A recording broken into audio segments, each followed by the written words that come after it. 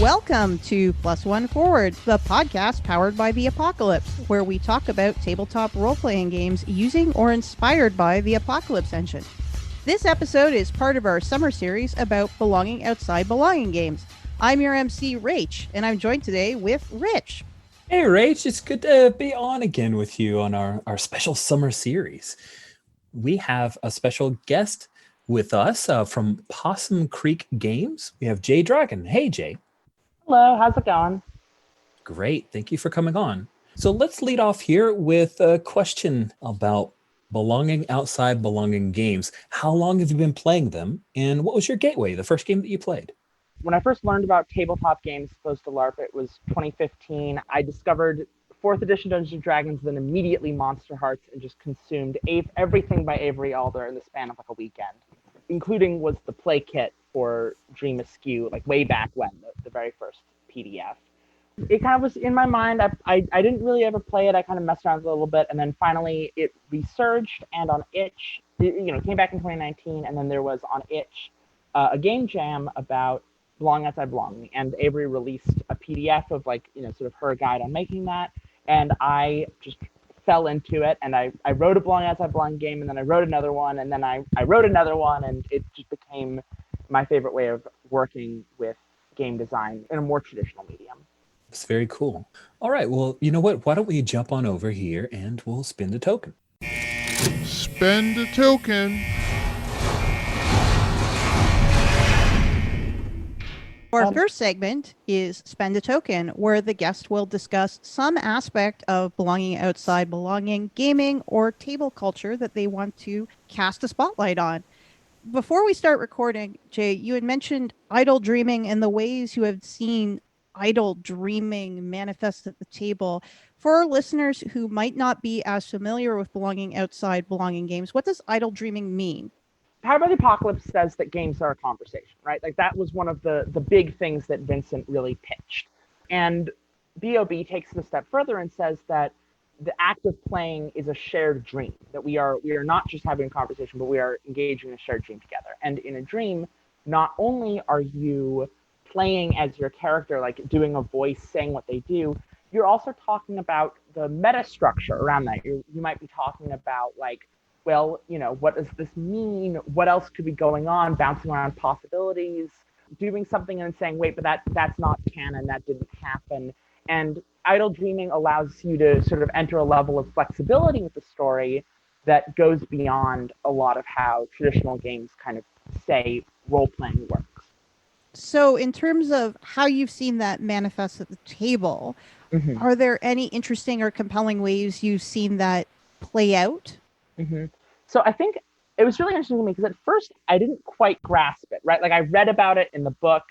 Riley Rethal at JSadix on Twitter is really invested in the concept, but I didn't quite wrap my head around it until I was playing a game with some of the campers I work with at my summer camp. And we were playing Venture, which is a belonging outside belonging game. And we made our characters, we made our setting, and we kept making our setting. And we realized at a certain point, we weren't really invested in what our characters did. They were great characters, but we were much more invested in talking about the thing we were making together. That it was more of an interest in, we didn't really want to be like, oh, my character, so-and-so walks into the room. We wanted to be like, okay, so like what would happen here? And what that meant was we kind of were able to take a step back from the narrative. And it was so cool seeing these kids. I did not explain idle dreaming to them. These 15 and 16-year-olds just were like, this is what we want from this game. And by the end of it, like, we reached the final portion of the game, and we went like, we don't know how we want our one-shot to end, and we just said all of the different ideas about how it could end. We don't know what the one canon is. We're just going to come up with as many different ways for this story to end as we can. And so it was like, all right, what if the paladin picked up the thief and tossed them, jumped out the window with both of them? What if the thief repented and went with everyone else, like, et cetera, et cetera? And that's just not a thing you generally do in a lot of role-playing games. That's true. That's definitely a story. A story is what I see at a lot of tables. What do people enjoy most about having these like it almost feels like a choose your own adventure book where you're like, oh, you know what? There's that one inning. Let me go back to that decision point and go a different route. What do people enjoy most about that when they play that with you, Jay? So I think what I find what I've heard is very compelling about it is that oftentimes it's really important to remember the difference between writing a story and hearing a story and like observing a story. And when we sit down and watch Endgame, we're watching a singular story, but that story spent years being workshopped by all these committees, and in that time they went down all those different branching paths. And so I think that part of the joy of it, and what people have told me is a big part of the joy, is that it feels like you're not bearing witness to a story, you're not observing a story, you are all actively building something together and moving all those pieces around and talking about canon and timelines and getting to sort of tell a story as a group as opposed to observing the story your group generates. Jay, do you have any advice for players who might be new to belonging outside belonging or haven't really thought about this idle dreaming concept to help facilitate and make that process easier? The oddest thing about BOB, and perhaps maybe one of the least odd things, is it is a game that has a reverse bell curve of accessibility. If you have never played a role-playing game in your life, or you are intimately familiar with the ins and outs of sort of the modern RPG scene, it's going to come incredibly naturally. It just fits for you like that. If your main exposure to it has been Dungeons and Dragons, BOB feels a little nerve-wracking. And so I think perhaps the most important thing to remember when approaching it, you're in control, right?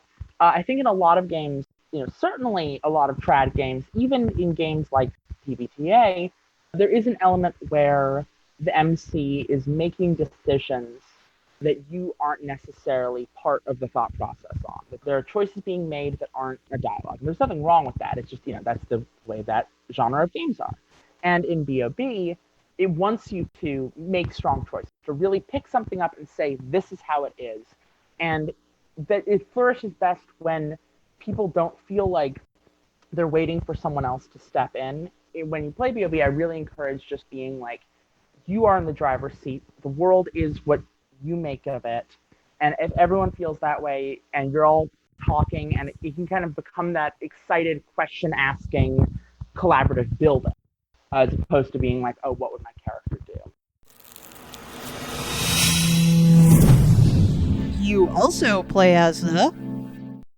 And so now we are entering the segment known as You Also Play As The, where we are going to learn a bit more about a Belonging Outside Belonging game from our designer, Jay Dragon. So Jay Dragon, you are here to talk about a game that, as this podcast comes out, is currently on Kickstarter. The name of the game is Wanderhome. Tell us, what's Wanderhome about?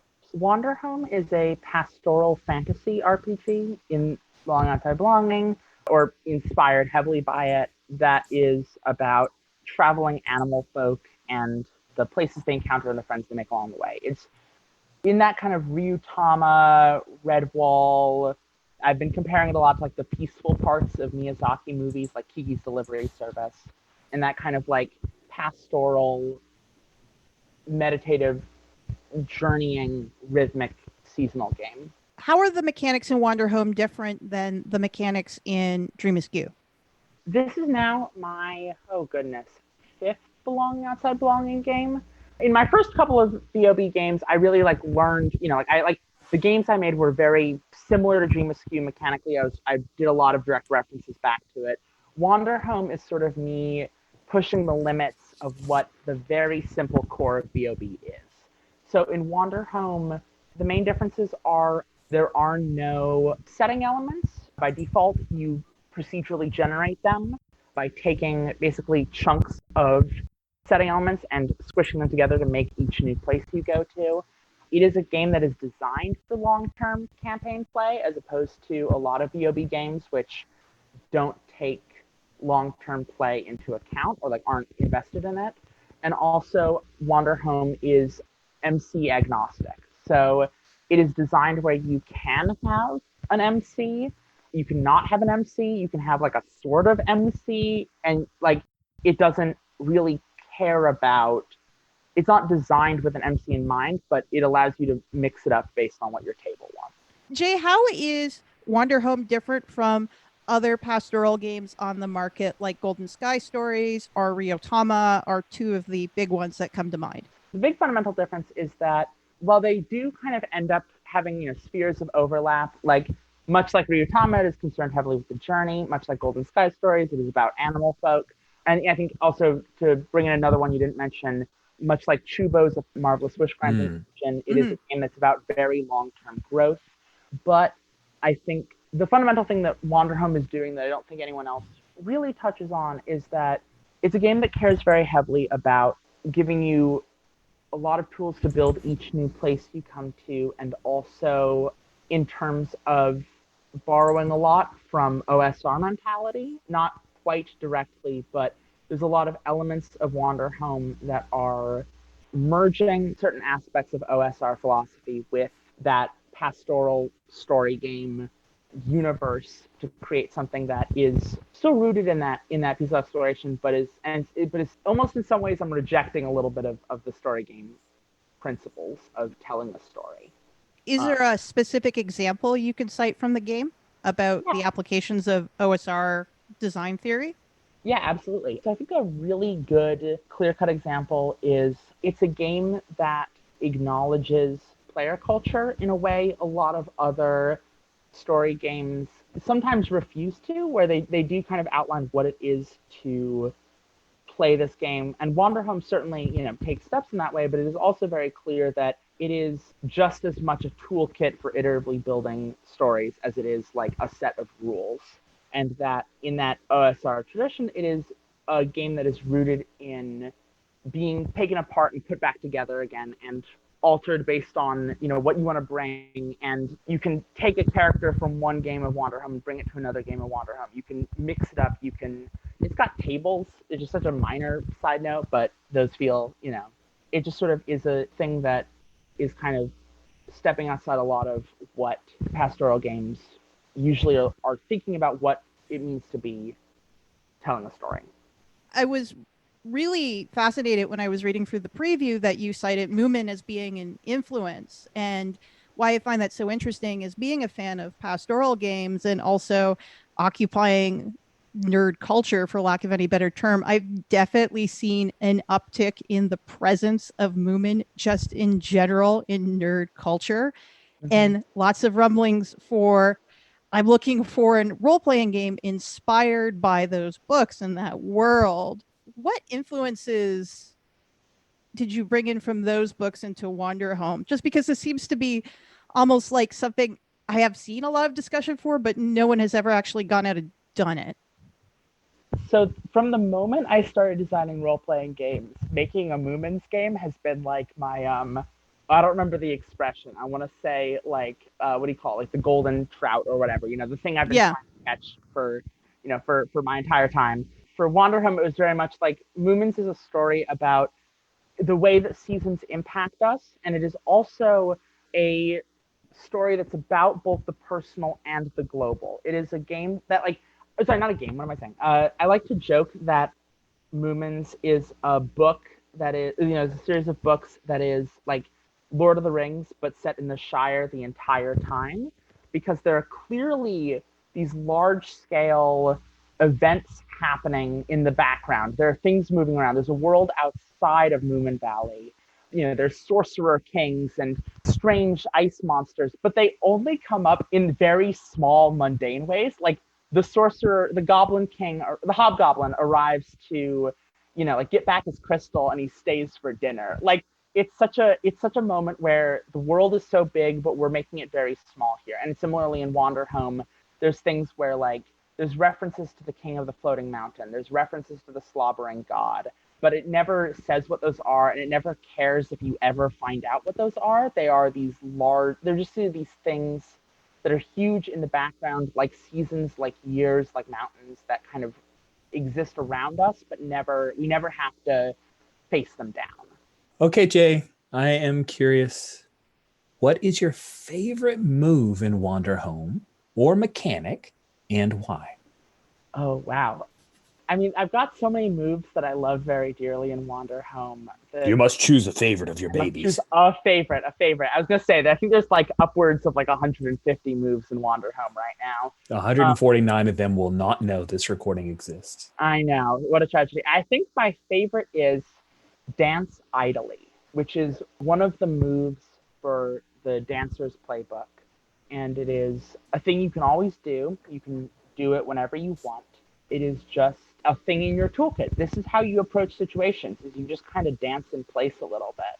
It doesn't tell you how you solve a problem. It doesn't tell you what anything you're doing looks like. It is just sort of a simple, you dance in place a little bit. You dance idly. It's part of that sort of larger thing of an interest in focusing in on quiet moments, and the way even moves can serve to do this by highlighting what the game cares about you doing. And this is not a game that cares about what failure or success looks like. It is a game that cares about how you stand still and how you breathe and how you spend your time.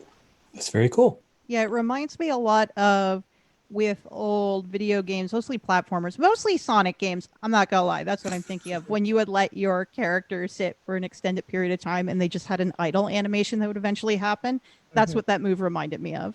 Yes, I feel you. It is also me absolutely thinking about, there's this concept that Miyazaki talks about, the name of which I can't remember, but it's the idea of including shots in the movie that serve no narrative purpose, but is just instead about like a shot of a babbling brook or a shot of like some grass in the wind. Just like a moment where the plot stops and you just take a moment and breathe and then you keep going. And Wanderhome is kind of full of those rhythms. No dice, no masters. Our last segment is No Dice, No Masters, where our guest runs us a short segment of their role-playing game. So I am really excited now to try out a little bit of Wanderhome. Jay, take the lead. Yeah, absolutely. So what I figured we could start with is we could maybe build a character together with a playbook, and then if we've got time, maybe move into making a place. That sounds great. Let's do it, Jay. Sounds great. All right. So there are 6 playbooks in the play kit that's going to be available with the Kickstarter. There's going to be 15 in the final book, but here's the 6.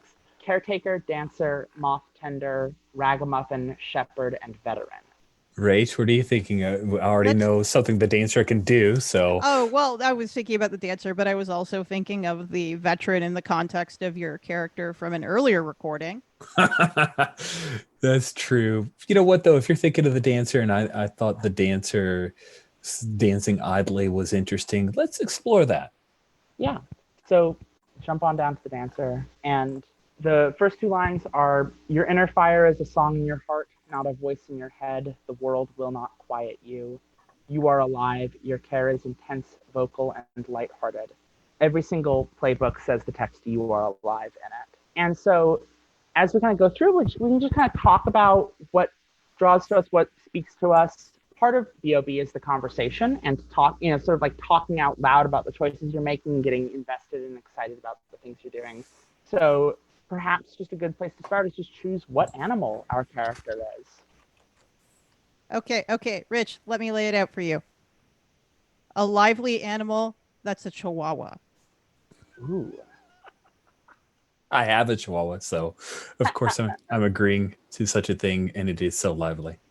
Yes, absolutely amazing. So we're going to choose 2 that our as of yet unnamed chihuahua is, and 2 they wish they were better at being. Upbeat, honest, hopeful, generous, frantic, focused, strong, and charismatic. I think they're definitely like frantic, right? Oh, absolutely. No doubt, frantic. I think they wish they were better at being focused. Mm-hmm. If it's a dog, I have to see the dog as being honest. Yeah. That's awesome. And I think maybe they're also struggling a bit with being strong. I don't really feel like chihuahuas are. So yes. we have a lovely chihuahua who is frantic and honest, but wishes they were better at being focused or strong. And now we choose 2 to 3 to describe our lovely dog's look. And we've got a whole bunch of options. I am immediately drawn for this chihuahua to an outrageously long scarf. I was also looking at that option, Jay. That had a great mental image for me. You've read my mind as well. We are all agreed. What else does our Chihuahua wear or have? For the focused and strong, maybe a stylized mask. Yeah. What kind of mask do they wear?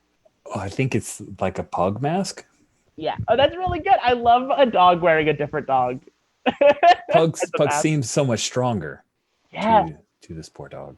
Oh, yes, absolutely. I've got a lot of questions about that backstory. I think we're learning it. Do we have a third thing that we really want for this dog?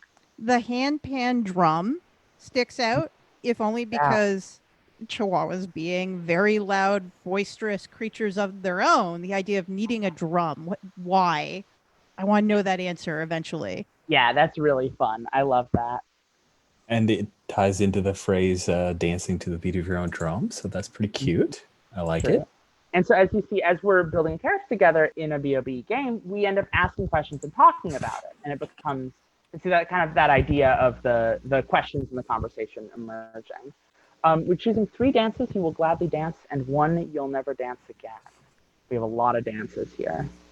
I think it's easy to say a dance you dance with your friends to celebrate life and all it gives us would be one that this Chihuahua would gladly dance.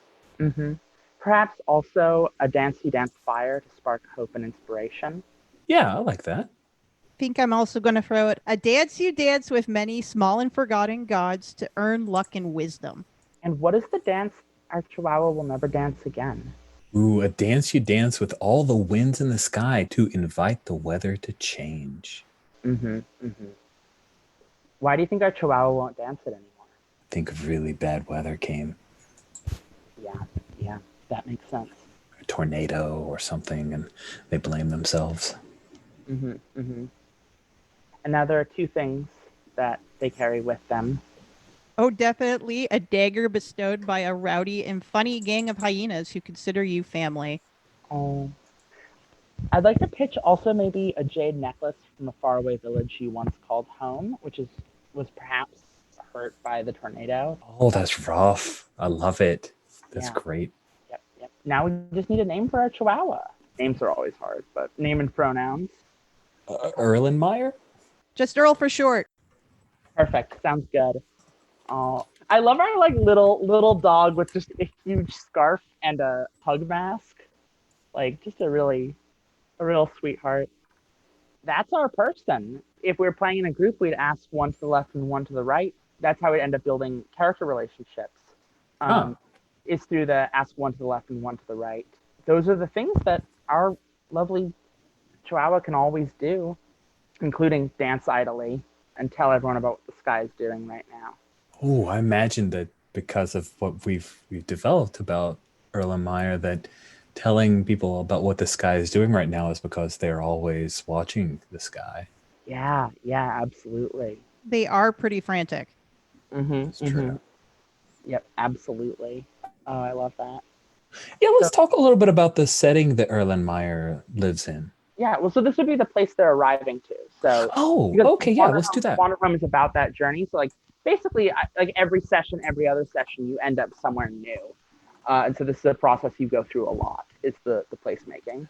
So if you're constantly traveling, do you ever have recurring characters, or they just kind of exist for that space? It is possible to have characters who recur. You kind of very naturally end up with like your PCs and then like your posse of folk who travel with them.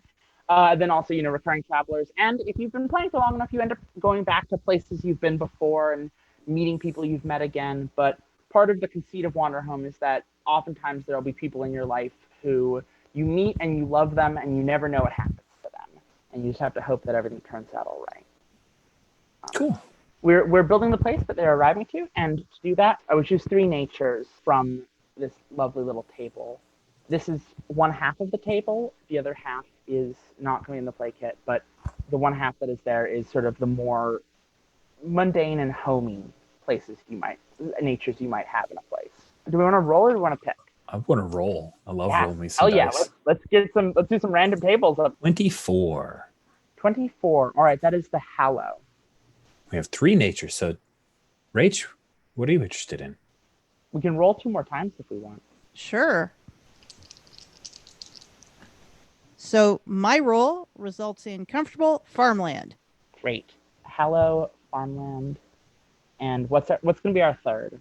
We have 2 and a 4. All right, 24, and we are looking at that is Hallow. I'm just going to pick one and say let's also toss in Island. Let's see what we got at farmland, Hallow, and Island. So we can just go down the 3 natures if you scroll down a little bit. The first one we're going to want to visit is farmland. So we're going to choose 2 aesthetic elements that this place has. We have farm, we have Hallow, and we have Island. And these natures can be metaphorical. So this might be a metaphorical island or a metaphorical Hallow, but we can always think about how those things intersect as we go. So what are the 2 aesthetic elements we want this place to have from the farmland? So we have 2 aesthetic elements to choose from: joyful kids, crops to the horizon line, peaceful livestock, tools and equipment, a place you once called home, a childhood hero, something else of your own invention. I feel like crops to the horizon line is just really lovely right now. I don't know, like a place where it's just like as far as the eye can see, there are just fields of wheat and barley. Oh, definitely. I too have been to Saskatchewan. Look, maybe I'm just missing being outside a little bit, just a little bit. Completely fair. I hear you. Let's also go with peaceful livestock, because I was quite taken aback with the livestock being insects in the setting book. Really interesting, yeah. I mean, big old cute bumblebees. It's funny. I had to find an artist where I was like, all right, you can draw bugs cute. All right, you're in. So we've got this big farmland. It's got these lovely big old bumblebees. It's got fields and fields of wheat and barley. What is the folklore about this place that matters to us? I am drawn to the straw crow that walked away. Little bit of scary stuff maybe there. A little bit of spooky. Yeah, absolutely. Maybe there's the story of the straw crow. Yeah. And let's hop on down now to Hallow. This is definitely actually a farmland, but I'm interested in maybe this being like a metaphorical Hallow, like a sort of a sacred space that's a little, like, it might not literally be a sacred space, but it might be a sacred land almost metaphorically. Like a place that harbors an emotional space for the community. Yeah, absolutely. What if this place is like, there's a lot of these like small farming villages, and then there's just this enormous like this like what was once farmland but is now like not carefully cultivated as much as it is just like very alive. And it's like there's all these little villages around this enormous field of crops and that people kind of go in communally and tend to. And there's sort of the spirits that live within the grass. No, I'm definitely down for that. I can think of encountering situations like that where there's this piece of property and it's just communally used and nobody cares about ownership. It just is. Yeah, absolutely. To that end, what are the 2 aesthetic elements we want for the Hallow? Watchful eyes in the shadows. Definitely. Someone's watching over this space, but it's hard to articulate who it is or what it is. Yes, absolutely. I was definitely feeling that one. Good call. And perhaps also an unexplainable miracle. I definitely like that one too. What is the second folklore that this place has? I'm kind of really drawn to the 15 sleeping gods. Yeah, I like that one also. Just, it reminds me, oddly enough, a little bit about the Haunted Mansion at the Walt Disney Parks, where the cast members have built out stories over time and they get more elaborate. Yeah. Everyone who's used this farm space over time has added like a little bit of a story. Maybe it was just one sleeping god and we're at the point where it's 15 now. Yeah, absolutely. And just the land has all these like stories of sleeping gods in there. Yeah, that's great. Finally, this place is an island, so it's separated from the rest of the world. With that in mind, what are the aesthetic elements for this final bit of land? I want to introduce a little bit of conflict. So the world-weary leader who's afraid of the outside world is interesting to me. Yeah, I like that. I'm also maybe drawn to, maybe we would just choose 2 people and also a curious kid who has never seen the outside world. It's a nice yin and yang pairing there. Do they live within the farmland or do they live outside? Like what is, is there like some little like scattered houses amongst this great overgrown farmland? I think there needs to be, or a warren. Oh, yeah. Yes, absolutely. Ooh, Warren is really good. And so what is the folklore? With all of that in mind, I feel like maybe the faith of the white dress, and maybe that's kind of the thing that unites the people who live around this area. Mm-hmm. Does that sound good? Yeah, definitely. Yeah. And so the idea of this place process is that we get to do it now as collaboratively as a group, and you can do it while you're playing collaboratively as a group. Or if you've got an MC, a guide, they can take care of it beforehand, or you can choose someone in the group to handle it beforehand and then play without a guide, or however you want to approach it. It's a way of building the setting that occurs sort of multiple times as you play and can happen effectively whenever and like by whoever. The final two things we do is whoever feels they've spoken the least during this process says what form the small and forgotten gods here take. So who feels they've spoken the least? I think maybe Rage. Yeah. Sure. I think the form the small and forgotten gods take is like foxfire, like this faint glowing on the surfaces of objects that you think you can see in the dark, but it's hard to tell if that's just a trick of light. Like you're looking at your torch and you look at the ground and you're not sure what that is or if it's even there. Yeah, that's beautiful. Last thing is, what's this place called? Is it just the farm? The old farm? I think Sven's farm, the world-weary leader who returned, they ended up just calling it his because he's the leader. Yeah, yeah. Mm-hmm. That's really good. I love that. Yeah, and so now we've got a place, now we've got a character, and there we go. Well, that was this is- delightful. Yeah, that was really neat. Mm-hmm. Well, Jay, thank you so much for coming on to share Wanderhome with us. Now, this is live on Kickstarter as this episode is released. Tell us a little bit about the Kickstarter. Anything you wanted to highlight specifically about it? The one thing I really want to highlight about it that I'm excited for is this is a game with a very large art budget, and one of the things I've really focused on is bringing on a ton of different artists because to each sort of show their own perspective on Wanderhome. I believe at the time of this recording, I've got 8 artists lined up, including some really wonderful artists. By the time it goes live, there'll be at least that many, and the goal is to sort of show Wanderhome as not just like a singular place as so often games are, but making it sort of really putting a lot of money into making it look like showing the really diverse number of ways that you can imagine this world being. Jay, if our listeners want to follow you on social media and check out what you're working on right now outside of your Kickstarter, where can they find you? I'm on Patreon. I am on itch.io, which is where I sell all of my games, and I am on Twitter, all of them under the handle at the letter J, DRAGSKY, JDragsky. And you can also catch me if you have an Instagram, which all the hip kids have these days. I'm there at Possum Creek Games. And yeah, that's where you can find me. And thank you once again for joining us today. Thank you so much. Plus One Forward is a production of the Gauntlet community, Richard Rogers and Rach Shelkey. You can find us at gauntlet-rpg.com or follow us on Twitter at @+1FWD. If you would like to support our show, visit our Patreon site at patreon.com/gauntlet. The games mentioned on this show use the Apocalypse engine, which is a creation of Vincent and Magay Baker. The music for Plus One Forward is from the Savage Aural Hotbed CD Gomi Daiko. The songs used are Gomi Daiko, metal version, and Drowning Attitude. You can find more amazing tunes by Savage Aural Hotbed on their website, www.savageauralhotbed.com.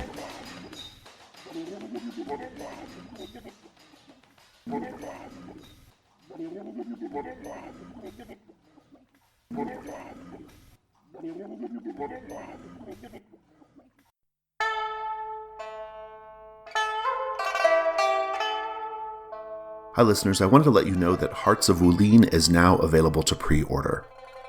Hearts of Wulin is a tabletop role-playing game of wuxia melodrama, powered by the Apocalypse. In Hearts of Wulin, players take the role of skilled martial artists in a world of rival clans, conspiracies, and obligations.